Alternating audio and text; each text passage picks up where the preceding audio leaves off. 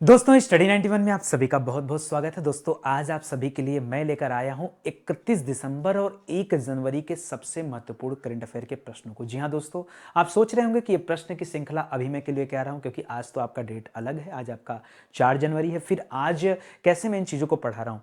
दोस्तों एक बात मैं आपसे कहना चाहूँगा कि इसके पहले मैं कुछ दिनों के लिए बाहर था और मैं जो है टैबलेट पर आप लोगों को क्लास दे रहा था, लेकिन आप लोगों को शायद थोड़ा कम पसंद आ रहा था क्योंकि आप लोगों को चाहिए कि नितिन सर आप स्टूडियो में खड़े होकर जब पढ़ाते हैं तो बात कुछ अलग रहती है।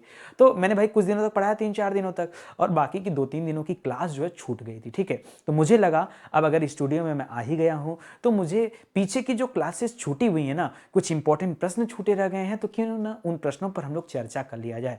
तो थोड़ा सा एक दिन के लिए आपका समय ज्यादा लगेगा। भाई आपको छुट्टी भी तो मिली है, 2-3 दिन आपने आराम किया, तो उसके बदले में पढ़ना तो पड़ेगा ना। ठीक है, क्योंकि 2-3 दिनों का खाना पीना आपने नहीं छोड़ा, सोना नहीं छोड़ा, लेकिन पढ़ना तो छोड़ा ना। करंट अफेयर तो आपने पढ़ा नहीं, तो फिर आज आपको समय देना पड़ेगा करंट अफेयर पर। ठीक है, आज ये सीरीज दोस्तों जो मैं आपको दे रहा हूं, अभी आप देख रहे हैं कि पूरी सीरीज में मतलब जितने दिन का भी गैप हुआ है पिछले 4-5 दिनों का, वो लाइन टू लाइन दोस्तों आपको मिल जाएगा। ठीक है, एक एक घंटे के अंतराल पर ये क्लासेस दी जा रही हैं, इनको आप अटेंड कर लीजिए और पढ़ते चलिए। तो चलिए हम लोग आज शुरू करते हैं कि आज इस दिन के लिए दोस्तों जो हमारे लिए इंपॉर्टेंट प्रश्न थे वो कौन कौन से थे, उन पर चर्चा करते हैं। एक बात और कहना चाहूंगा दोस्तों, स्टडी 91 बहुत सारे ऑनलाइन कोर्सेज लेकर आया है। आप एक मौका दीजिए स्टडी 91 को और देखिए कि कितना कमाल है स्टडी 91 के कोर्सेज में। जी हाँ दोस्तों, एक मौका दोस्तों आप जरूर दीजिए, हिंदी इंडिविजुअल की क्लास ज्वाइन करके आपका दिल खुश हो जाएगा। अभी एकदम फ्रेश बैच इस जनवरी से स्टार्ट हो रहा है। ठीक है, तो आ जाइए और ज्वाइन कर लीजिएगा। चलिए शुरू करते हैं आज के पहले सवाल को।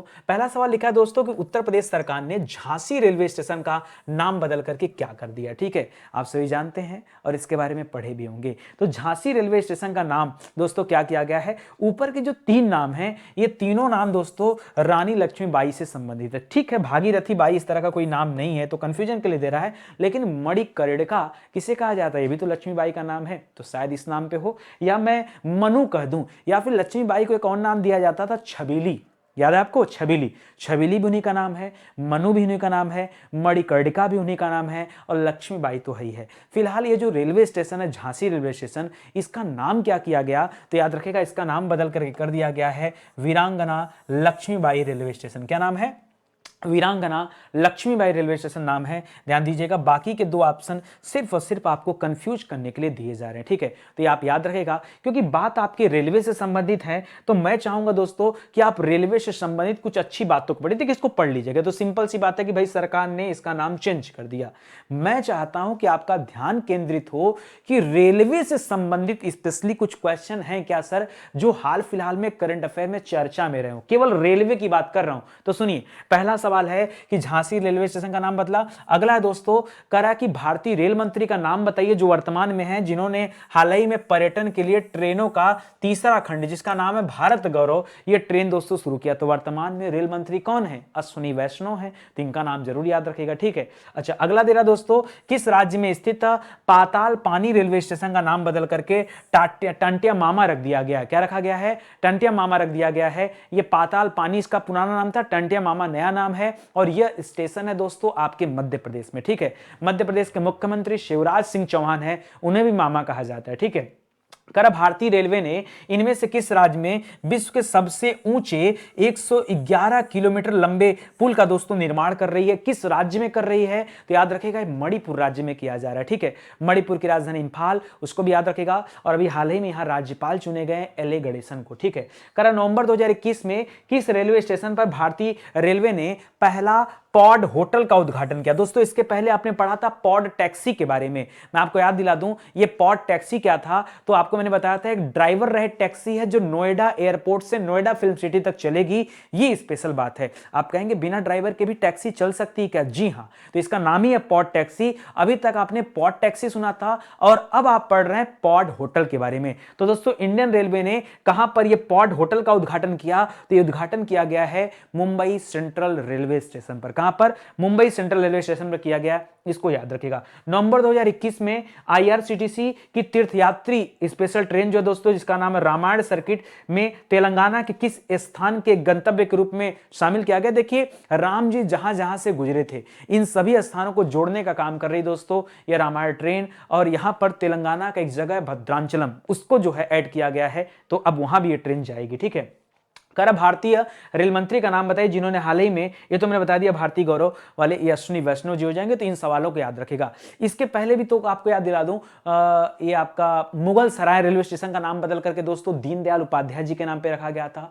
मडुआडीह रेलवे स्टेशन आपके बनारस में है, उसका नाम बदल करके रखा गया काशी। ठीक है, बनारस, काशी नहीं, बनारस रेलवे स्टेशन रखा गया, बनारस। जी हाँ, वाराणसी रेलवे स्टेशन अलग है, काशी रेलवे स्टेशन अलग है, और बनारस रेलवे स्टेशन ये अलग है, और अभी रखा गया बनारस, पहले इसका नाम था मडुआडीह रेलवे स्टेशन। ठीक है, तो खास करके रेलवे से जुड़े अच्छे सवाल हैं, इनको जरा याद रखिएगा। चलिए अगले सवाल पर आते हैं, पढ़ लेते हैं। कर भारतीय सेना ने हाल ही में किस राज्य के महू में, अब दोस्तों महू कहां पड़ता है, आप लोग जानते होंगे महू के बारे में। भाई महू बहुत फेमस प्लेस है। क्यों फेमस प्लेस है? क्योंकि वही स्थान है जहां पर 14 अप्रैल को देश के सबसे महान पुरुष का जन्म हुआ, अंबेडकर जी का। जी हां दोस्तों, अंबेडकर जी का दोस्तों जन्म हुआ है कहां पर? महू में हुआ है, और उसी महू में, मध्य प्रदेश में पड़ता है महू, उसी महू में दोस्तों भारतीय सेना के द्वारा एक क्वांटम प्रयोगशाला की स्थापना किया जा रहा है। किसकी? क्वांटम प्रयोगशाला। तो पूछ सकता है कहां पे बन रहा है, तो बताइएगा मध्य प्रदेश में। मध्य प्रदेश के अंदर पूछा तो बताइएगा महू में। दोस्तों हाल ही में हम लोगों ने पढ़ा था कि अंबेडकर जी के नाम पर दोस्तों एक अंबेडकर सम्मेलन होने जा रहा है। ये अंबेडकर सम्मेलन कहां होने जा रहा है, तो मैंने आपको पढ़ाया था दोस्तों, ये अंबेडकर सम्मेलन की मेजबानी करने जा रहा है दोस्तों नई दिल्ली। एक तो इसको बताया था, दूसरा मैंने बताया था भीमराव अंबेडकर के नाम पर एक सांस्कृतिक कला केंद्र की भी आधारशिला रखी गई है। रामनाथ कोविंद जी ने आधारशिला रखा है लखनऊ में, तो उसे भी लग गया था, आप याद कर लीजिएगा, क्योंकि यह सवाल आपके अंबेडकर जी से जुड़े हुए सवाल है। ठीक है, 14 अप्रैल को इनका जन्म हुआ था, और 6 दिसंबर को याद रखें दोस्तों इनकी पुण्यतिथि मनाई जाती है। क्या मनाई जाती है? क्योंकि इसी दिन इनका निधन हुआ था। ठीक है, तो यह भी सवाल आप याद रखेगा, यह भी आपके लिए अच्छा है। अगर मैं आपसे पूछूं, जैसे यहां क्वांटम प्रयोगशाला लिखा है, तभी भारत ने पहला क्वांटम कंप्यूटर बनाया। क्या आप बता सकते हैं कि भारत के पहले क्वांटम कंप्यूटर का नाम क्या है? क्या आप जानते हैं कि भारत के पहले क्वांटम कंप्यूटर का नाम क्या है? तो आपने पढ़ा होगा दोस्तों, क्या नाम है बताइए?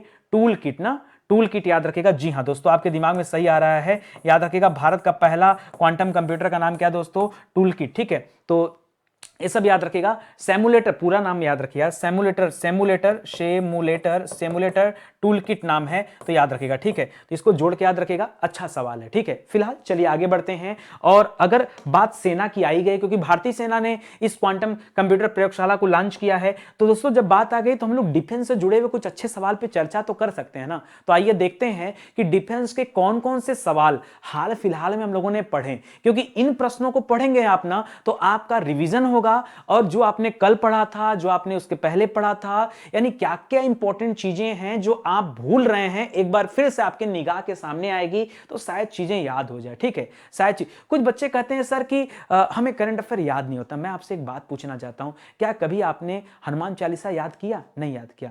आपको बहुत सारे ऐसे संस्कृत में श्लोक मंत्र याद होंगे, स्कूल में दोस्तों प्रार्थनाएं याद होंगी, बहुत सारे लोगों को राष्ट्रगान याद होगा। क्या आपने कभी लाइन टू लाइन इसको याद किया है? नहीं। फिर याद कैसे हो गया? याद ऐसे हो गया, बार बार बोलने से याद हो गया।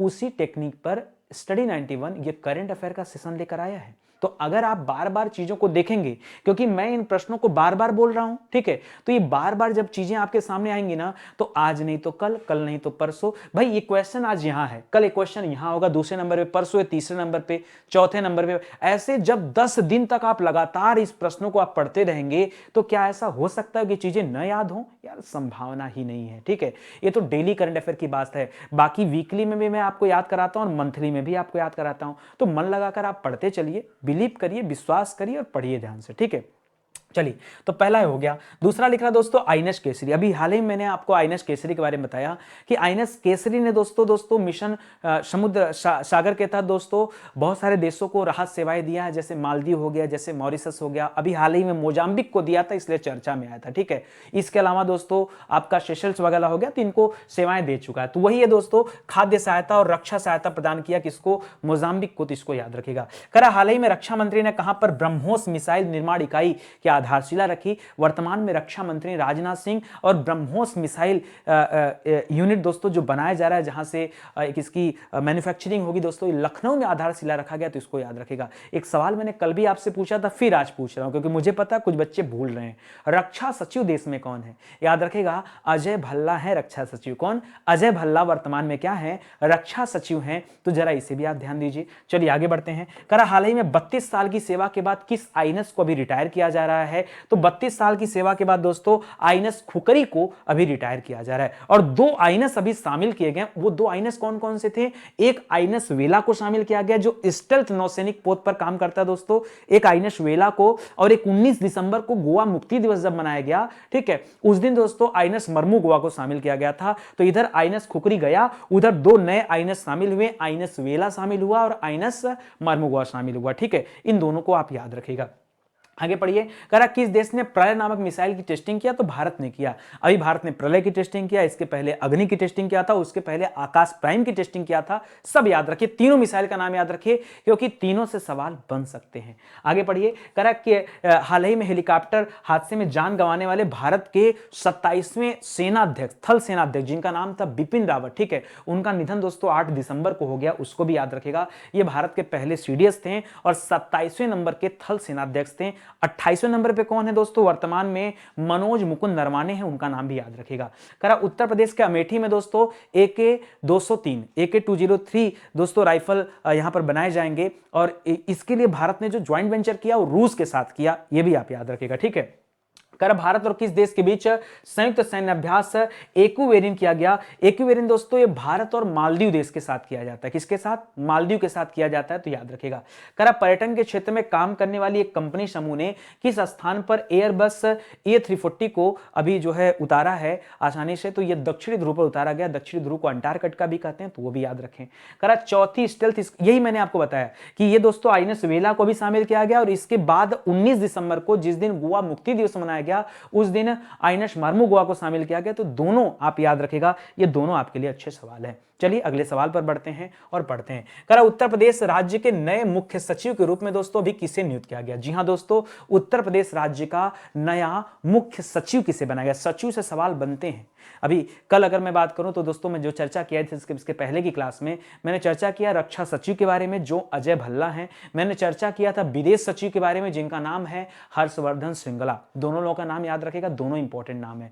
फिलहाल यहां क्या लिख रहा है? जो नए मुख्य सचिव हैं अभी वर्तमान में कौन बनाए गए? तो अभी बनाए गए दोस्तों दुर्गा शंकर मिश्रा जी। जी हां दोस्तों, इनको उत्तर प्रदेश राज्य का क्या चुना गया है? मुख्य सचिव चुना गया है। तो अच्छा सवाल है दोस्तों, मुख्य सचिव। अच्छा, एक बात तो और भी इंपॉर्टेंट हो सकता है ना कि चलो इनका चुनाव तो कर लिया गया, इसके पहले मुख्य सचिव कौन था? ठीक है, तो ये किसका स्थान ग्रहण कर रहे हैं? तो याद रखें दोस्तों, पूर्व में राजेंद्र तिवारी मुख्य सचिव थे। कौन थे?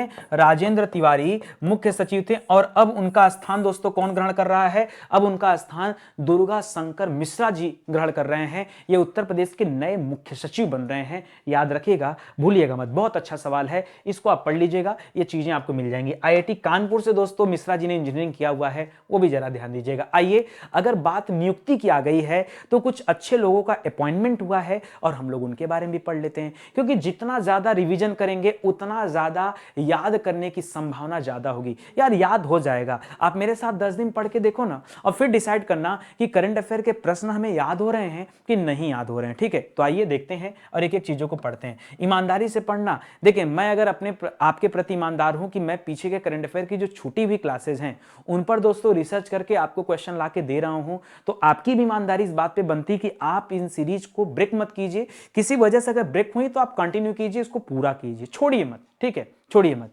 क्योंकि आगे सीरीज चलती रहेगी, रुकेगी नहीं, क्योंकि मैं रोज स्टूडियो से बाहर नहीं रहता हूं। आप जान सकते हैं दोस्तों, मेरे कंधे पर बहुत सारी चीजों का भार है और मैं अगर कोई वीडियो नहीं दे पा रहा हूं तो जान लीजिए किसी विशेष परिस्थिति है मेरे पास, तभी मैं आपके सामने नहीं आ पाता हूं। वरना यार पढ़ाना मेरा पैशन है, मेरा शौक है। ठीक है, और इस शौक को मैं ऐसे नहीं जाने दूंगा। ठीक है, तो आइए आप मेरा साथ दीजिए और मैं आपका साथ दूं। ठीक है, आगे पढ़िए। करा केंद्र सरकार ने गुरु तेग बहादुर की दोस्तों 400वीं जयंती पर एक नया कमेटी बना और उसका अध्यक्ष मोदी जी को चुना गया है। हालांकि मैंने और भी नाम लिया था कि ओम बिरला जो हमारे लोकसभा अध्यक्ष हैं ये भी उसमें मेंबर हैं, 27 मेंबर है उसमें, और आपके मल्लिकार्जुन खड़गे जो विपक्ष के नेता हैं वो भी उसमें हैं, ठीक है। तो और इसके अलावा पूर्व प्रधानमंत्री मनमोहन सिंह जी भी उसमें हैं, तो तमाम लोग हैं। हालांकि इस कमेटी के अध्यक्ष कौन है, तो मोदी जी हैं, इसको भी आप याद रखिएगा, ठीक है। करा किसे बैडमिंटन वर्ल्ड फेडरेशन एथलीट आयोग का दोस्तों सदस्य नियुक्त किया गया, तो 6 लोगों को नियुक्त किया गया था, उसमें एक इंडियन थी जिनका नाम है पीवी सिंधु, इनको नियुक्त किया गया, तो ये भी आप याद रखिएगा। करा किसे ब्रह्मोस एरोस्पेस के सीईओ और एमडी के रूप में नियुक्त किया गया, इनका नाम है अतुल दिनकर राणे। मैंने बताया था दोस्तों नारायण तूती राणे, आप मत याद रखिएगा, नारायण तूती राणे वो एमएसएमई मंत्री हैं, ठीक है। ये अतुल दिनकर तूती राणे हैं, याद रखिएगा, इनको ब्रह्मोस एरोस्पेस का एमडी बनाया गया है, याद रखिएगा। करा आईओसी ने 2022 शीतकालीन ओलंपिक्स के लिए देश के दल के लिए किसे सेफ डी मिशन के रूप में नामित किया है, तो इनका नाम है हरजिंदर सिंह। ये दोस्तों आइस हॉकी टीम से हैं, इसको भी आप याद रखिएगा। करा किसे उत्तराखंड के ब्रांड एम्बेसडर के रूप में नियुक्त किया गया है, तो दोस्तों 100 विकेट लेने वाले खिलाड़ी यही बने जिन्होंने धोनी का रिकॉर्ड तोड़ा, इनका नाम है ऋषभ पंत, जरा इनका नाम भी आप याद रखिएगा। हाल ही में भारतीय समाचार पत्र सोसाइटी का नया अध्यक्ष किसे बनाया गया, तो भारतीय समाचार पत्र सोसाइटी का अध्यक्ष बनाया गया मोहित जैन को, यह नाम याद रखेगा। और साथ ही साथ पीटीआई का प्रेस ट्रस्ट ऑफ इंडिया का अध्यक्ष किसे बनाया गया, अविक सरकार को, तो ये सवाल भी आप याद रखेगा। ये दोनों सवाल आपके लिए अच्छे हैं और जरूरी हैं, ठीक है। करा हाल ही में किसे चीफ ऑफ स्टाफ कमेटी का अध्यक्ष बनाया गया है, दोस्तों पहले इसके अध्यक्ष बिपिन रावत जी थे और अभी इसका अध्यक्ष बनाया गया है हमारे 28वें नंबर के थल सेना अध्यक्ष मनोज मुकुंद नरवाने जी को, तो इनका नाम भी आप याद रखेगा, ठीक है। करा हाल ही में software technology park of India में दोस्तों महानिदेशक पद पर किसे नियुक्त किया गया, तो अरविंद कुमार जी को नियुक्त किया गया। ये कुछ खास नियुक्तियां हैं जो हम लोगों ने पढ़ा, ठीक है, तो इन चीजों को आप याद रखिए। जितना ज्यादा आप हमारे साथ बने रहेंगे उतना ज्यादा मैं आपको पीछे की चीजें याद कराते चलूंगा, ठीक है। चलिए आगे बढ़ते हैं, अगला देखते हैं। करा केंद्रीय शिक्षा मंत्रालय और अखिल भारतीय तकनीकी शिक्षा परिषद दोनों याद रखेगा की तरफ से जारी अटल नवाचार रैंकिंग 2021 में किस आईआईटी संस्थान को लगातार तीसरी बार दोस्तों शीर्ष स्थान पर रखा गया है, ठीक है। दोस्तों इसके पहले भी शीर्ष पे था और उसके भी पहले दोस्तों इस शीर्ष पे था, यानी 2019 से लेकर के दोस्तों लगातार 2019 में, 2020 में और 2021 में, ठीक है। तो याद रखेगा रखा गया। और ये मैं किसकी बात कर रहा हूं, ये मैं बात कर रहा हूं दोस्तों आईआईटी मद्रास की, ठीक है। और ये जो आंकड़ा है किसके द्वारा जारी किया गया, तो लिखा है कि केंद्रीय शिक्षा मंत्रालय, मंत्री कौन है भाई, शिक्षा मंत्रालय के मंत्री कौन है, याद रखेगा शिक्षा मंत्रालय के मंत्री हैं धर्मेंद्र प्रधान। कौन है, धर्मेंद्र प्रधान। इसके पहले वाले कार्यकाल में अगर मैं बात करूं ना, तो धर्मेंद्र प्रधान दोस्तों ये पेट्रोलियम मंत्री थे, अभी ये क्या बन गए हैं, ये शिक्षा मंत्री बन गए हैं। इनके इसके अलावा इनके पास एक और मंत्रालय कौशल विकास मंत्रालय। अच्छा, अब एक अगली बात आती है कि इस समय पेट्रोलियम मंत्रालय किसके पास है, तो याद रखिएगा पेट्रोलियम मंत्रालय है हरदीप सिंह पुरी के पास।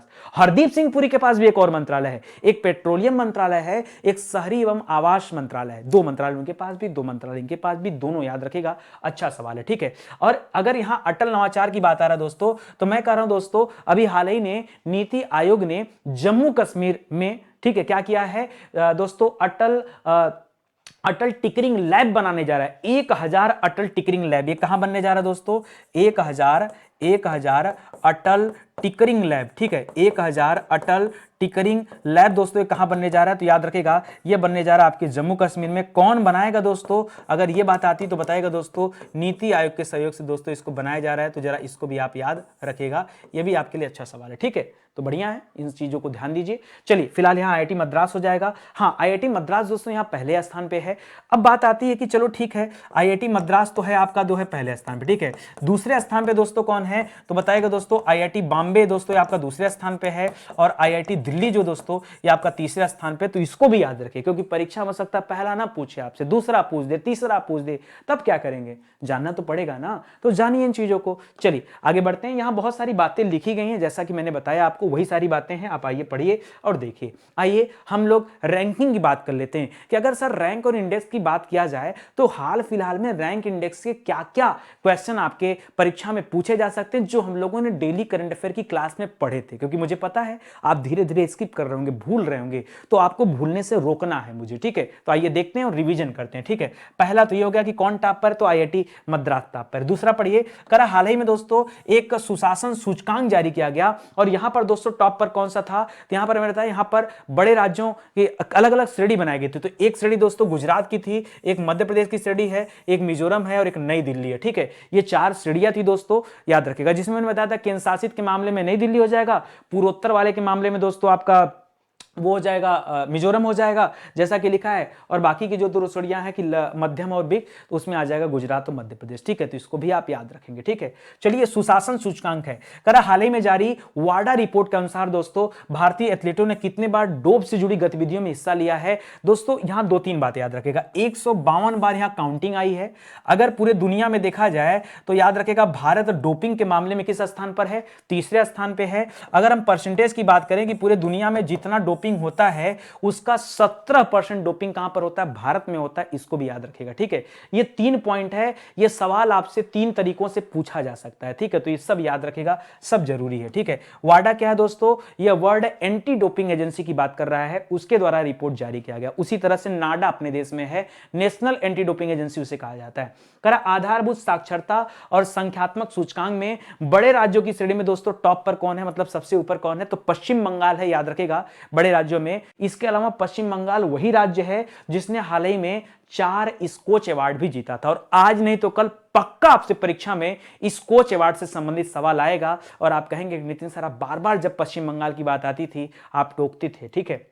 हाल ही में जारी रिपोर्ट के अनुसार कुल पंजीकृत ईवीएस इलेक्ट्रॉनिक व्हीकल्स की बात करा दोस्तों, कुल पंजीकृत ईवीएस में टॉप पर कौन है, सबसे ज्यादा इलेक्ट्रॉनिक व्हीकल किस राज्य में खरीदे गए हैं, ठीक है। तो यहां पर टॉप पर उत्तर प्रदेश है, दूसरे नंबर पे दोस्तों बिहार है, ठीक है। उत्तर प्रदेश बिहार दोनों याद रखेगा, पहला दूसरा, फिर कर्नाटक वगैरह का नाम आता है, ठीक है। करा वैश्विक स्वास्थ्य सुरक्षा सूचकांक जो आया इसमें भारत का कौन सा स्थान है, 2 अभी रैंकिंग आई है, एक स्वास्थ्य सुरक्षा रैंकिंग आई, एक टैलेंटेड रैंकिंग आई है, ठीक है, टैलेंट रैंकिंग आई। तो स्वास्थ्य सुरक्षा वाले में 66वां स्थान है और टैलेंट वाले में 56वां स्थान है, 66-56 दोनों याद रखेगा। इसके पहले एक फीफा रैंकिंग जारी किया गया था जिसमें भारत का स्थान 106 था, और उसके भी पहले एक हंगर इंडेक्स आया था जिसमें भारत का स्थान 101 था, उसके पहले एक हेनले पासपोर्ट रिपोर्ट आया था जिसमें भारत का स्थान 90 था, ठीक है। ये 4-5 लास्ट वाले हैं जो मुझे याद आ रहा है, हो सकता है बीच में एक और आया हो, लेकिन जो मुझे याद आ रहा है मैं आपको बता दे रहा हूं, इनको आप जरूर याद रखिए क्योंकि ये रिसेंट में हुए हैं तो आपसे पूछे जा सकते हैं। Correct, QS world university ranking, ये दोस्तों अभी हाल ही में किसी परीक्षा में आया था, मुझे याद था कौन सा परीक्षा हुआ था, अब याद नहीं, एक्चुअली पेपर मेरे साथ सामने आता तो मैं देखता हूं, तो याद रखेगा इसमें यूनिवर्सिटी ऑफ सिंगापुर दोस्तों याद रखेगा शीर्ष स्थान पे था, ये भी परीक्षा में आया था। हाल ही में जारी एडलग्यू हरून रिपोर्ट में परोपकार की सूची में पहला स्थान किसका है, तो परोपकार की सूची में अपने देश में दोस्तों अजीज प्रेमजी का पहला स्थान है, विप्रो कंपनी के मालिक हैं, एक याद रखेगा। दूसरा दोस्तों याद रखेगा अभी हाल ही में एक गिविंग इंडेक्स जारी किया गया था, क्या जारी किया गया था, अभी एक गिविंग इंडेक्स आया था, उस गिविंग इंडेक्स के अनुसार भारत दोस्तों 14वें स्थान पे, किस स्थान पे है भारत दोस्तों, किस स्थान पे, 14वें स्थान पे, याद रखेगा। और दुनिया का सबसे उदार देश किसे घोषित किया गया, अगर यह सवाल आए ना तो बताएगा इंडोनेशिया को घोषित किया गया, जी हां वो सबसे उदार देश है, वो भी याद रखेगा। ये 3-4 सवाल हैं जो आपके परीक्षा में बन सकते हैं, ठीक है। अगला लिख रहा है दोस्तों हाल ही में कितने भारतीय संस्थानों को टाइम्स हायर एजुकेशन में दोस्तों विश्व प्रतिष्ठा रैंकिंग में जगह दिया गया, तो 4 हैं जिनको जगह दिया गया, वो आप ध्यान रखें, ठीक है। चलिए आगे बढ़ते हैं, अगले सवाल पर आते हैं, ठीक है। अगला लिख रहा है दोस्तों किस देश ने दुनिया का पहला डुअल मोड वाहन पेश किया। दोस्तों जब ये सवाल मैं पढ़ा ना, अभी मैं आपको बताऊंगा, आप हैरान हो जाएंगे। दोस्तों ये डुअल मोड वाहन क्या है, सुनिए, ये डुअल मोड मतलब नाम से तो लग रहा है कोई डबल इंजन टाइप का होगा, हाँ कुछ ऐसा ही है।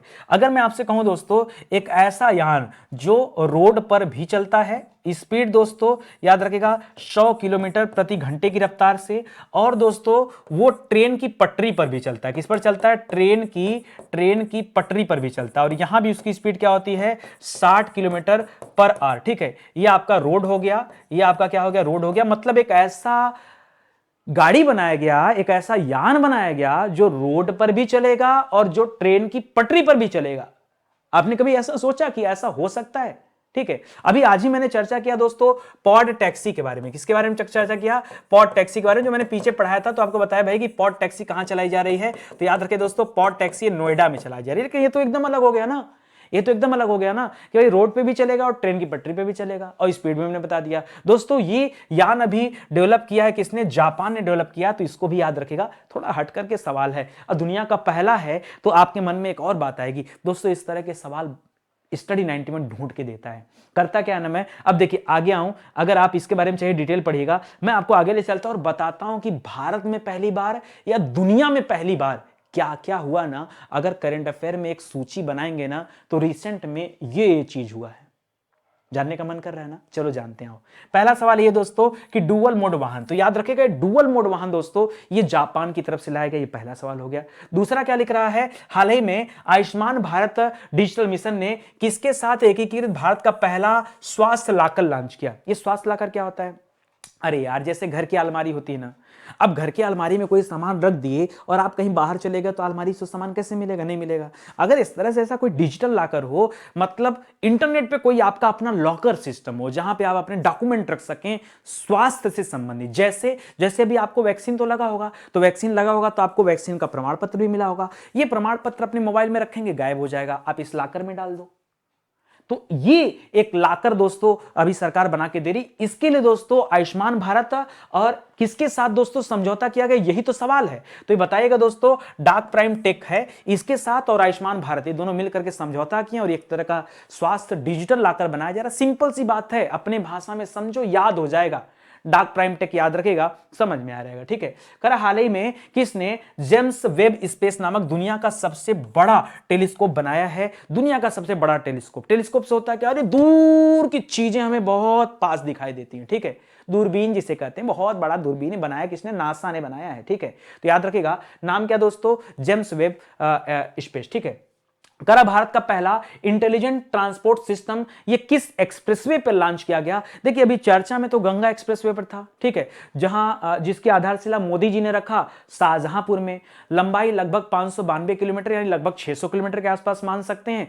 4 फेज में बनने वाला, 3 फेज राड़ी को मिल गया, प्रयागराज को मेरठ से जोड़ेगा। ये मोटी मोटी बातें हैं आपके किसकी? गंगा एक्सप्रेसवे की। लेकिन ये उत्तर आपका गंगा एक्सप्रेसवे नहीं है, यहां पर ईस्टर्न पेरिफेरल एक्सप्रेसवे इसका नाम है दोस्तों, याद रखेगा। जहां पर ये लॉन्च किया गया, किसने लॉन्च किया? हमारे जो राजमार्ग मंत्री हैं, सड़क मंत्री हैं, ठीक है, तो या परिवहन मंत्री आप कर सकते हैं, नितिन गडकरी, उन्होंने लॉन्च किया। ये है क्या? जैसा कि लिखा है दोस्तों इंटेलिजेंट ट्रांसपोर्ट सिस्टम। दोस्तों कहीं भी अगर रोड पे एक्सीडेंट होता है ना, तो 10 से 15 मिनट के अंदर एम्बुलेंस को एक्टिव करके भेज देगा। ये एक ऐसा मतलब एक इंटेलिजेंस सिस्टम लगाया जा रहा है रोडों पर, ताकि समय पर लोगों को जो है सेवाएं मुहैया कराई जा सके। ठीक है, तो ये चीजें हैं जो यहां पे लॉन्च किया गया।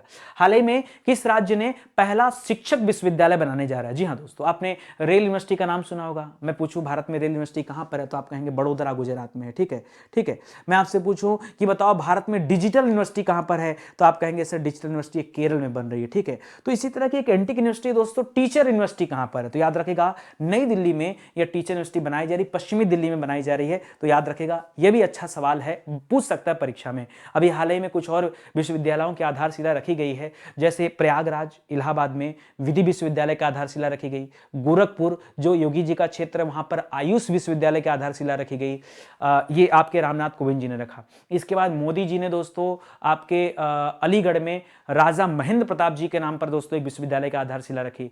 इसके बाद अमित शाह ने जो है सहारनपुर में मां शाकुंभरी देवी के नाम पर दोस्तों एक विश्वविद्यालय की आधारशिला रखी। तो इस चीजों को याद रखिए, जोड़कर चलिए, याद रहेगा। और यहां हम लोग पढ़ रहे हैं शिक्षक विश्वविद्यालय, तो इसको ही पढ़िएगा। करा आत्मनिर्भर भारत रोजगार योजना के अंतर्गत सहायता प्राप्त लाभार्थियों की अधिकतम संख्या वाले राज्यों की सूची में टॉप पर कौन है, तो याद रखेगा महाराष्ट्र दोस्तों यहां पर क्या है? टॉप पर है। ठीक है। कह रहा कौन सा देश दुनिया की सबसे बड़ी ग्रीन हाइड्रोजन माइक्रोग्रिड परियोजना स्थापित करने जा रहा है, तो यह स्थापित हो रहा है भारत में। भारत में कहां पर? तो आंध्र प्रदेश में। आंध्र प्रदेश में कहां पर? तो विशाखापत्तनम में। ठीक है, इस तरह के सीरीज में क्वेश्चन बन सकते हैं, तो उसको भी याद रखिएगा। ठीक है, और भारत का सबसे बड़ा जो संसिप था ना, सौर संसिप, वो भी यही विशाखापट्टनम के पास में है, तो भी याद रखिएगा।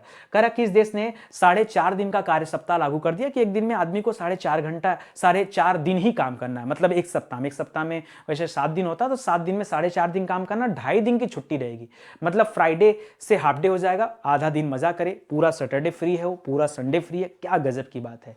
लेकिन भारत ऐसा नहीं है, ठीक है। भारत तो 7 दिन में 8 दिन का काम ले लेगा, ठीक है। क्यों? क्योंकि यहाँ लोगों की जो है इसी तरह से यूज ही होता है, ठीक है। करना चाहिए, ठीक है, ये जरूरी भी है। करा कौन सी भारत की पहली एयरलाइन है जिसने ESG रिपोर्ट लॉन्च किया? तो ये इंडिगो एयरलाइन का नाम सुना होगा, उसने लॉन्च किया। करा किस देश ने नवंबर 2021 में दुनिया का पहला गैर लाभकारी शहर बनने जा रहा है? दोस्तों, दुनिया का पहला गैर लाभकारी शहर ये बनाने जा रहा है सऊदी अरब देश, ठीक है। तो याद रखिएगा, मुस्लिम कंट्री है, रियाद इसकी राजधानी है, ध्यान रखिएगा, ठीक है। दोस्तों, मैं आपसे कहना चाहूंगा, अभी स्टडी 91 के द्वारा जो एकदम लेटेस्ट बैच चल रहा है, वैसे तो अभी तक चल रहा था ये ग्रुप डी और CBT के लिए मॉक टेस्ट बैच आया था, बट दोस्तों इसी जनवरी में दोस्तों आपका लॉन्च हो चुका है, ठीक है, हमारा न्यू बैच हिंदी का, ठीक है, हिंदी इंडिविजुअल का। मैं आपसे बार बार बोलता था ना कि हिंदी इंडिविजुअल की बैच ज्वाइन कर लीजिए, वरना प्राइस बढ़ जाएगा। देखो बढ़ गई प्राइस, और अब आप कुछ नहीं कर सकते, मैं भी कुछ नहीं कर सकता। नया साल है, नई चीज़ें हैं, और एक बार फिर आप आ जाइए, साथ जुड़ जाइए, वरना फिर बाद में बैच क्लोज होगा तो आपको पछताने के सिवा कुछ मिलने वाला नहीं है। देखिए, अगर बैच को ज्वाइन कर लेंगे ना, आज भी बहुत ज़्यादा प्राइस नहीं दोस्तों, इस बैच का प्राइस है सिर्फ 1499, ठीक है। और अगर आप नहीं ज्वाइन करते हैं, ठीक है, अगर आप नहीं ज्वाइन करते हैं तो कोई बात नहीं, लेकिन अगर आप ज्वाइन करते हैं तो मैं दावे के साथ कह सकता हूं कि ज्वाइन करने वाला एक बच्चा भी कॉल करके नितिन सर से ये नहीं बोल सकता कि नितिन सर इस बैच में मुझे अच्छा नहीं लगा, मुझे समझ नहीं आया, मेरा पैसा रिफंड कर दो। मतलब इतना गट्स है। इसको ओवर कॉन्फिडेंस नहीं बोलते, इसको बोलते हैं मेहनत। जो इंसान मेहनत करता है ना, वो जानता है कि मैं बच्चों को खुश कर दूंगा। और आपकी मजाल, मैं आपको चैलेंज कर रहा हूं, आप इस बैच को ज्वाइन कीजिए और आप ना कोशिश कीजिए कि हाँ, आपको नहीं पढ़ने में आ रहा है, आप मुझे बता के दिखाओ। मजा आएगा दोस्तों पढ़ करके, दिल आपका खुश हो जाएगा कि वाकई हिंदी को इतने बेहतर तरीके से और कोई नहीं पढ़ाया है। और पढ़ाने अभी तक तो नहीं पढ़ाया फिलहाल मेरी जानकारी में, इसमें मैं कोई अपनी तारीफ नहीं कर रहा हूं, लेकिन आप एक बार ज्वाइन करेंगे तो आपको अच्छा लगेगा। क्यों? क्योंकि मैंने इस पर मेहनत किया विषय पर, ठीक है। तो एक बार ज्वाइन कीजिए, खूब मजा आएगा। करा हाल ही में दोस्तों VL इंदिरा दत्त की पुस्तक, जिसका नाम है doctor VL Dutt, glimpse of pioneers life journey. दोस्तों ये हैं कौन? तो दोस्तों ये कंपनी के दोस्तों MD हैं, काफी फेमस व्यक्ति हैं, और अभी इनकी किताब लॉन्च हुई है, ठीक है, इसलिए चर्चा में चल रहे हैं। तो इनकी किताब लॉन्च किसने किया, बात है ये, ठीक है। तो काफी बड़े व्यक्ति ने लॉन्च किया, हमारे उपराष्ट्रपति M वेंकैया नायडू। काफी किताबों को दोस्तों इनके द्वारा विमोचन किया जाता है, तो इन्होंने लॉन्च किया, इसलिए किताब चर्चा में थी। मैंने कहा एक बार पूछ ही देते हैं आपसे, ठीक है। तो इसको याद रखेगा। अच्छा, ये है कौन? तो याद रखेगा, ये KCP समूह का नाम सुना होगा, शायद नहीं सुना होगा, साउथ इंडिया साइड का है, ठीक है। तो उसके ये अध्यक्ष हैं, उनके द्वारा दोस्तों यह किताब जो है लिखा गया है, जिसको हमारे उपराष्ट्रपति वेंकैया नायडू ने जो है लॉन्च किया, ठीक है। तो पहला ये है। अब हाल ही में कौन कौन से बुक हम लोग पढ़े हैं, एक बार उस पर भी हम लोग चर्चा कर लेते हैं। तो पहला ये किताब हो गया।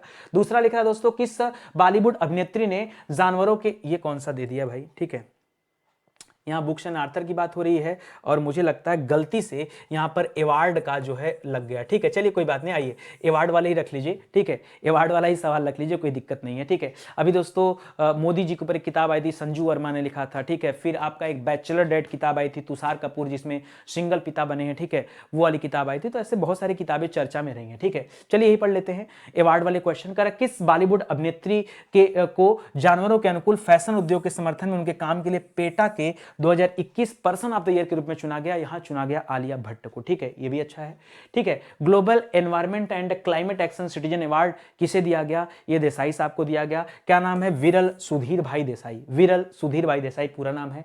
सामाजिक न्याय 2021 के लिए मदर टेरेसा मेमोरियल अवार्ड से किसे सम्मानित किया गया? तो ये सम्मान दिया गया दोस्तों जोशी साहब को, ठीक है। नाम पूरा क्या? अनिल प्रकाश जोशी जी को दिया गया। किस यूनिवर्सिटी ने digital innovation of the year का पुरस्कार जीता था? तो बताया था मैंने, OP जिंदल यूनिवर्सिटी का नाम, ठीक है। नेतृत्व प्रतिबद्धता के लिए दोस्तों संयुक्त राष्ट्र ने किसे महिला पुरस्कार दिया है? तो दिव्या हेगड़े को दिया है, ठीक है। भारतीय उद्योग परिसंघ, जिसे आप CII के नाम से जानते हैं, औद्योगिक नवाचार पुरस्कार किसे दिया गया है उसके द्वारा? तो IIT रुड़की को दिया गया है, ठीक है। हाल ही में किसे गोल्डन पीकॉक पर्यावरण प्रबंधन पुरस्कार दिया गया? या steel authority of India limited, जिसे आप सेल के नाम से जानते हैं, उसे दिया गया। और अगला है BBC sports personal of the year का अवार्ड, यह दिया गया एम्मा रादुकानु को। तो उनका नाम भी याद रखेगा, बार बार बोलेंगे तो याद ही हो जाएगा, ठीक है। एक समय ऐसा था जब एम आर रादुकानु का नाम मुझे याद नहीं होता था, ठीक है, लेकिन धीरे धीरे दोस्तों याद हो गया, ठीक है। चलिए, करा हाल ही में खबरों में रहा साइके मिशन। जी हाँ दोस्तों, साइके मिशन ये किस देश द्वारा विकसित किया जा रहा है? ये साइके मिशन किसके द्वारा विकसित किया जा रहा है, किस देश के द्वारा? खाली आपसे देश का नाम पूछ रहा है। देखिए, इसके लिए आपको पता होना चाहिए कि एक्चुअली में ये साइके है क्या। दोस्तों, आपने मंगल ग्रह की कक्षा का नाम सुना है? मंगल मतलब मंगल का तो नाम सुना ही होगा, ठीक है। तो मंगल और मैं अगर बात करूं दोस्तों बृहस्पति की, ठीक है, तो मंगल और बृहस्पति, ये देखिए इधर अगर मैं देखे, इधर आपका सूर्य है, ठीक है, इधर आपका सूर्य है, सूर्य के सबसे नजदीक आपका बुध ग्रह है, बुध के बाद दोस्तों आपका शुक्र ग्रह है, शुक्र के बाद दोस्तों आपका पृथ्वी है, ठीक है, पृथ्वी के बाद दोस्तों क्या, मंगल है। इन चारों को क्या कहा जाता है? इन चारों को चट्टानी ग्रह कहा जाता है। क्या कहा जाता है? चट्टानी ग्रह कहा जाता है, या इन चारों को प्राकृतिक ग्रह कहा जाता है। क्या कहा जाता है? प्राकृतिक ग्रह कहा जाता है, ठीक है। जबकि इधर के जो चार ग्रह हैं, जैसे बृहस्पति हो गया, और कौन सा हो गया आपका, शनि हो गया, और हो गया आपका अरुण हो गया, और आपका वरुण हो गया। यम नहीं है, यम को 2006 में ग्रहों की श्रेणी से निकाल दिया गया, तो वर्तमान में ग्रहों की संख्या केवल 8 है, ठीक है।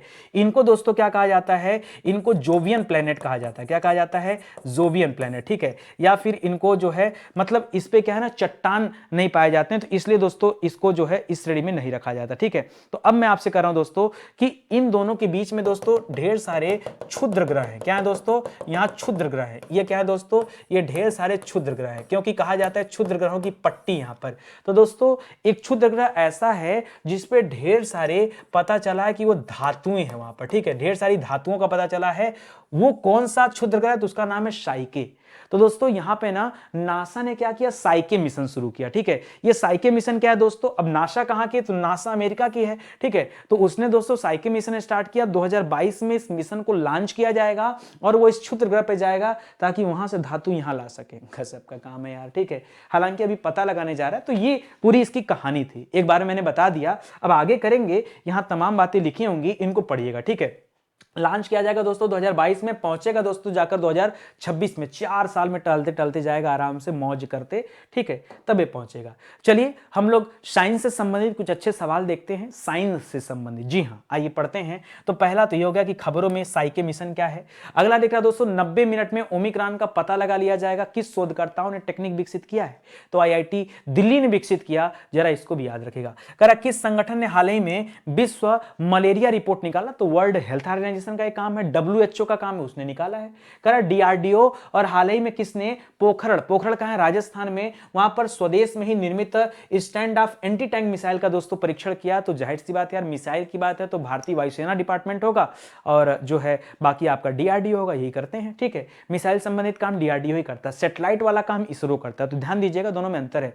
DRDO की स्थापना कब हुई थी दोस्तों? अगर पूछे DRDO की स्थापना, तो बताएगा दोस्तों DRDO की स्थापना हुई थी 1958 में, जबकि इसरो की जो स्थापना है दोस्तों ये हुआ था 1969 में। तो दोनों याद रखेगा, कई बार कंफ्यूजन होता है आपको, लेकिन ध्यान रखिए, ठीक है। करा हाल ही में किस देश ने ताइयुआन सैटेलाइट लॉन्च सेंटर से गाओफेन 1103 नाम का एक नया सैटेलाइट लॉन्च किया? तो नाम से ही लग रहा दोस्तों चीनी सैटेलाइट है, ध्यान रखिएगा। किस देश की इंडियाना यूनिवर्सिटी के वैज्ञानिकों ने अध्ययन में पता लगाया कि ब्लड टेस्ट के जरिए मेंटल हेल्थ और डिप्रेशन का कारण और इलाज किया जा सकता है? ये पता किसने लगाया? तो ये अमेरिका की यूनिवर्सिटी, इंडियाना यूनिवर्सिटी, उसने पता लगाया। करा स्काई रूट एरोस्पेस ने हाल ही में किस नाम के भारत के पहले निजी तौर पर निर्मित क्रायोजेनिक रॉकेट इंजन का परीक्षण किया है? तो इसका नाम है विज्ञान-1, ठीक है। पहले क्रायोजेनिक इंजन भारत में नहीं बनता था, रूस में बनता था, बट भारत भी अब बनाने लगा है। एक्चुअली में क्रायोजेनिक इंजन है क्या, मैं आपको बताऊं। एक दिन मैं पढ़ रहा था इसके बारे में, तो एक छोटा सा मुझे क्लू मिला किसी बच्चे को समझाने के लिए, मुझे लगता है वो काफ़ी है। दोस्तों एक बात तो आप जानते हैं, बचपन में हम लोग प्रयोग करते थे, मोमबत्ती लो जला दो, उस पर गिलास रख दोगे तो मोमबत्ती बुझ जाएगी। हमने इसके बारे में जाना, तो आप भी जानते हैं कि जब तक ऑक्सीजन रहता है तब तक आग जलती है, ऑक्सीजन के बिना आग समाप्त हो जाती है। ये जो रॉकेट जाते हैं उसमें से भी आग निकलता है, हाँ। तो अगर आसमान में जाएंगे और वहाँ ऑक्सीजन नहीं रहेगा तो ये तो बुझ जाएंगे, ठीक है, सिंपल सी बात है। तो याद रखिए, जो भी सैटेलाइट भेजे जाते हैं उनके व्हीकल के साथ क्रायोजेनिक इंजन लगाया जाता है। क्यों? क्योंकि यहाँ से लाद के ऑक्सीजन न ले जाने पड़े, वो वहीं पर ऑक्सीजन जनरेट करते रहें और रॉकेट को आगे बढ़ाते रहें। ये टेक्निक है दोस्तों क्रायोजेनिक टेक्निक। अगर आप एक लाइन में समझ सकते हैं तो समझ जाइए, वरना थोड़ा सा डिफिकल्ट है, ठीक है। चलिए आगे बढ़ते हैं। करा किस देश ने दुनिया का पहला AI प्रोसिक्यूटर यानी एक अभियोजक दोस्तों विकसित किया है? दुनिया का पहला AI प्रोजेक्टर, ठीक है। किसने विकसित किया है? देखिए एआई पर सबसे ज्यादा अगर कोई काम करता है ना, चीन काम करता है। जी हाँ, तो याद रखेगा इसे चीन और अमेरिका दो ही देश है दोस्तों जो एआई पे काम कर रहे हैं, तो याद रखेगा यहां पर आपका उत्तर हो जाएगा चीन, ठीक है। इसको याद रखेगा। रूस दोस्तों हाल फिलहाल में कई सारी हाइपरसोनिक मिसाइल टेस्टिंग किया है, तो उसको याद रखेगा इसके लिए, ठीक है। ईरान का यहां कोई नाम ही नहीं है, ठीक है। ईरान चर्चा में रहा है दोस्तों। क्यों? ईरान दो मामले में चर्चा में रहा। अभी ईरान में नए राष्ट्रपति बने थे कुछ दिनों पहले, इब्राहिम राइसी, वो याद रखेगा। और पहले उपराष्ट्रपति यहां बने, ठीक है, मोहम्मद मोकबेर नाम है, ठीक है, वो भी याद रखेगा। ये ईरान से संबंधित बातें हैं। बाकी यहां ध्यान दीजिएगा, यहां आपका उत्तर हो जाएगा चीन। और चीन के बारे में दोस्तों ये चीजें दी गई, इनको पढ़िएगा। हम लोग आगे बढ़ते हैं फिर से। भारत में प्रथम और दुनिया में प्रथम कौन कौन सी चीजें हैं, एक बार मैं आपका ध्यान आकर्षित करता हूं। तो पहला तो ये हो गया। दूसरा दोस्तों आज ही मैंने आपको पढ़ाया डुअल मोड वाहन क्या है, कि रोड पे भी चलेगा और ट्रेन की पटरी पे भी चलेगा। ऐसा वाहन जापान ने बनाया, तो उसको भी याद रख लीजिएगा, ठीक है। आयुष्मान भारत ने दोस्तों एक डॉग प्राइम के साथ दोस्तों एक समझौता ज्ञापन किया है कि भाई हम लोग श्वास लाकर बना के लोगों को देंगे, ये भी आप याद रखेगा। किसने James Webb space telescope launch किया दोस्तों? ये नासा ने लॉन्च किया, ये भी मैंने आपको पढ़ा दिया। भारत का पहला इंटेलिजेंट ट्रांसपोर्ट सिस्टम किस जो है रोड पे लाया जा रहा है, किस एक्सप्रेसवे पर लाया जा रहा है? तो गडकरी जी ने लॉन्च किया, ईस्टर्न पेरिफेरल एक्सप्रेसवे पर लाया जा रहा है, इसको ध्यान दीजिएगा। करा हाल ही में किस राज्य में पहली शिक्षक यूनिवर्सिटी बनाई जा रही है? तो दिल्ली में बनाई जा रही है, ठीक है। आत्मनिर्भर भारत रोजगार योजना के अंतर्गत सहायता प्राप्त लाभार्थियों की सबसे ज्यादा संख्या ये आपके महाराष्ट्र राज्य में है। कौन सा देश दुनिया की सबसे बड़ी ग्रीन हाइड्रोजन माइक्रोग्रिड परियोजना बनाने जा रहा है? तो भारत बनाने जा रहा है, आंध्र प्रदेश में, आंध्र प्रदेश के विशाखापट्टनम में। कौन सा देश 4.5 दिन का कार्य दिवस लागू कर दिया? तो संयुक्त अरब अमीरात देश है, जहां पर 4.5 दिन ही काम करना, शुक्रवार फ्राइडे को क्या हो जाएगा दोस्तों, हाफ डे हो जाएगा। करा पहली एयरलाइन कौन सी है जिसने ईएसजी रिपोर्ट लॉन्च किया? तो एयरलाइन है इंडिगो एयरलाइन, ठीक है। करा किस देश ने नवंबर 2021 में क्या किया? दुनिया के पहले गैर लाभकारी शहर की स्थापना करने जा रहा है, तो याद रखिएगा ये पहला गैर लाभकारी शहर बनाने जा रहा है सऊदी अरब, ठीक है। तो ये आपके लिए अच्छे अच्छे सवाल थे, इनको जरा आप याद रखिएगा, बहुत बेहतरीन सवाल हैं, अच्छे से पढ़िए, याद रखिए। चलिए आगे बढ़ते हैं। करा कि फ्रोजन टार्डिग्रेड्स, जी हाँ दोस्तों अभी खबरों में है, ये क्या है दोस्तों? मैंने पहले भी आपको टार्डिग्रेड्स के बारे में बताया है, ठीक है। और टार्डिग्रेड्स के बारे में आपकी परीक्षाओं में कई बार पूछा भी गया है, ठीक है। टार्डिग्रेड्स दोस्तों समुद्र में पाए जाने वाले बहुत सूक्ष्म जीव होते हैं, ये उनके बारे में है। तो आप कह सकते हैं कि सूक्ष्म बहुकोशिकीय जीव हैं, इन पे रिसर्च चल रहा है। और अभी एक नया टारगेट्स आया है दोस्तों, जिसका नाम है फ्रोजन टारगेट्स, ठीक है। इसको भी याद रखेगा, ये सब अच्छे सवाल है, ठीक है। तो यही चर्चा में था, आप ध्यान दीजिएगा ये क्या है, मैंने इसके बारे में बता भी दिया। साइंस से संबंधित जो बातें अभी हम लोगों ने पढ़ा, एक बार फिर से हम लोग रिवीजन कर लेते हैं। पहला तो इसी को याद रखेगा, खबरों में रहा साइकी मिशन, मैंने बता दिया कि कैसे मंगल ग्रह और बृहस्पति के बीच में जो क्षुद्र ग्रहों की पट्टी है, वहां से जो धात्विक एक क्षुद्र ग्रह मिला है जिसका नाम है साइकी, वहां पर दोस्तों नासा एक मिशन कर रहा है, वो आप याद रखेगा, ठीक है। किसके द्वारा 90 मिनट में ओमिक्रॉन का पता लगाया गया? शोधकर्ता कहाँ के थे? तो आपके दिल्ली आईआईटी के थे, उसको याद रखेगा। किस संगठन ने अभी विश्व मलेरिया रिपोर्ट जारी किया? तो डब्ल्यूएचओ का काम है। डीआरडीओ और भारतीय वायुसेना ने मिलकर दोस्तों स्वदेश निर्मित stand of anti tank missile का परीक्षण किया, इसको याद रखेगा। इसके पहले आकाश प्राइम किया गया था, उसके पहले अग्नि प्राइम किया गया था, ये सब भी आप याद रखेगा, ठीक है। आगे देखिए, करा किस देश ने ताइवान सैटेलाइट लॉन्च सेंटर से गाओफिन 1103 सैटेलाइट लॉन्च किया? तो चीन ने लॉन्च किया, नाम से ही पता चल गया। इंडियाना यूनिवर्सिटी दोस्तों ये अमेरिका में है, जिसके वैज्ञानिकों ने पता लगाया कि ब्लड टेस्ट के जरिए मेंटल हेल्थ और डिप्रेशन का कारण भी पता लगा सकते हैं और उसका इलाज भी कर सकते हैं, ठीक है। तो इन चीजों का भी पता लगाया गया। चलिए आज बढ़ते हैं अपने आखिरी सवाल पर। आखिरी सवाल करा दोस्तों, इंद्रावती टाइगर रिजर्व जो हाल ही में चर्चा में था, ये है कहां पर? अच्छा, क्यों चर्चा में था? एक बाघ की यहां मृत्यु हो गई। एक तो देश में वैसे भी बाघों की संख्या बहुत कम है, ऊपर से बाघों की अगर मृत्यु हो जाए तो ये बड़ी बात है। तो इंद्रावती टाइगर रिजर्व आप सभी को पता होगा, ये है दोस्तों छत्तीसगढ़ में, ठीक है। अभी चर्चा में चल रहा था दोस्तों, छत्तीसगढ़ में एक लोमेरू हाथी अभयारण्य था, जिसकी जो है साइज अभी कम कर दिया गया था। 2000 वर्ग किलोमीटर का क्षेत्र था, घटा के 400 किलोमीटर पे कर दिया गया था, तो भी चर्चा में चल रहा था। फिलहाल तो क्या हो जाएगा, छत्तीसगढ़ हो जाएगा टाइगर रिजर्व। अगर मैं आखिरी टाइम की बात करूं दोस्तों, अभी टाइगर रिजर्व घोषित किया गया था आपके रामगढ़ विषधारी को, ठीक है।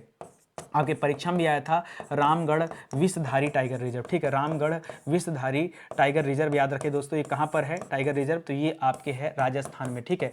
राजस्थान में, ये आपके परीक्षा में पूछा जा चुका है, ठीक है।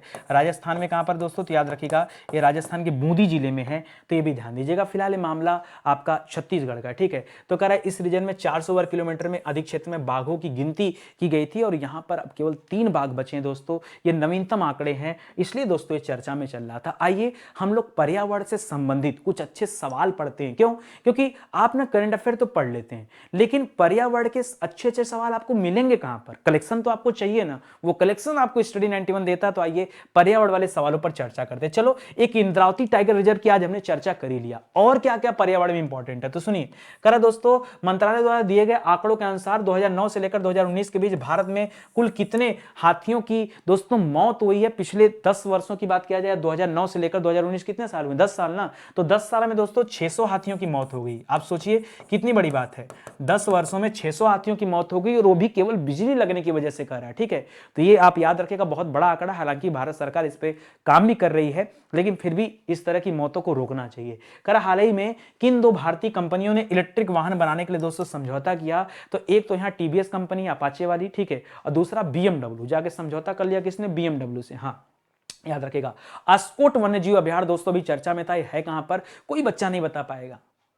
क्यों? आप ध्यान नहीं देते हैं, आप तो हमेशा हेली नेशनल पार्क में रह जाते हैं। ठीक है, नहीं, हेली नेशनल पार्क 1936 में बना, भारत का पहला नेशनल पार्क था, जिसका नाम बदल कर दिया गया था जिम कॉर्बेट। ठीक है, वो याद रखेगा, वो तो है।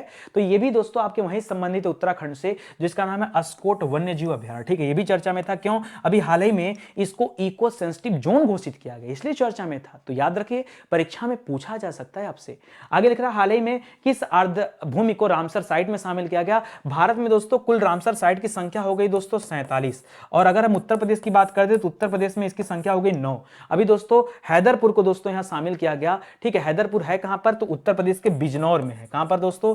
बिजनौर जिला का नाम सुना है ना, बिजनौर में है। बिजनौर आपके उत्तर प्रदेश में है। इसे अभी आर्द्र भूमि वेटलैंड सूची में दोस्तों शामिल किया गया, और इसी के साथ भारत में आर्द्र भूमियों की कुल संख्या 47 हो गई। ठीक है, करा पर्यावरण वन और जलवायु परिवर्तन मंत्रालय, मंत्री कौन है? वर्तमान में भूपेंद्र यादव इसके मंत्री हैं। ठीक है, करा है कि हालांकि उसकी राज्य मंत्री की बात करें सुप्रिया साहू, उनके द्वारा काजू वैली वेटलैंड को 16वां टाइगर पक्षी अभयारण्य घोषित किया गया, और ये कहां पर दोस्तों? तो ये आपके है तमिलनाडु में। ठीक है, करा किस देश के मौसम ब्यूरो ने दोस्तों ला नीना नामक एक मौसम शुरू होने की घोषणा किया है? तो मौसम वैज्ञानिकों की घोषणा है, और यह ऑस्ट्रेलिया के वैज्ञानिकों ने घोषणा किया है। किस राज्य ने कैसरे हिंद को दोस्तों राजकीय तितली के रूप में मान्यता दिया? तो अरुणाचल प्रदेश ने ये राजकीय तितली के रूप में मान्यता दिया, याद रखेगा। ठीक है, अभी भारत सरकार दोस्तों अरुणाचल प्रदेश में परशुराम कुंड पे दोस्तों थोड़ा वर्क कर रही है, उसका अच्छे से विस्तार करें। ठीक है, तो आज के सवालों की श्रृंखला ही समाप्त होती है। उम्मीद करता हूं कि पीछे की जो आपकी क्लासेस छूटी थी वो मैंने आपको पूरा करा दिया।